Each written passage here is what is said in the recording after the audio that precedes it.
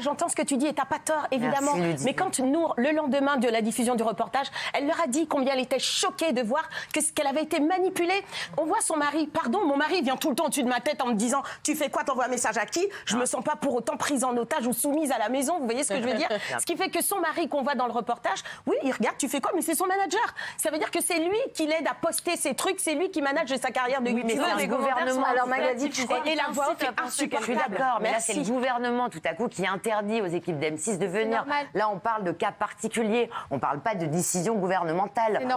Je trouve ça exagéré. Magali, moi je suis pas d'accord. Tu dis que c'est normal. Je trouve que ils ont raison. Ce n'est pas du journalisme. Il n'est pas journaliste pour moi, cet homme.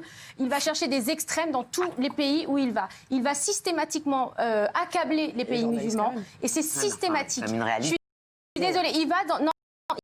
Il va dans des extrêmes. C'est-à-dire que tu peux aller dans n'importe quel pays. Si tu prends un extrême à un autre, forcément, tu vas faire un clash. C'est une personnalité, pour moi, qui fait du buzz, qui s'est fait connaître, mais ce n'est absolument pas un journaliste.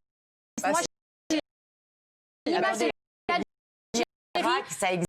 Excuse-moi, moi, ma mère est née en Algérie. Ma mère est née en Algérie. Ma grand-mère a vécu en Algérie. Quand ma grand-mère regarde ce genre de reportage, elle pleure de larmes chaudes parce qu'elle se dit ce n'est pas mon pays et ce n'est pas son pays. Magali, on ne dit pas le contraire, on dit juste que si l'Irak existe, c'est bien qu'il y a un problème dans le pays. Ils sont dans la rue depuis 2019. Ça change sur une religion.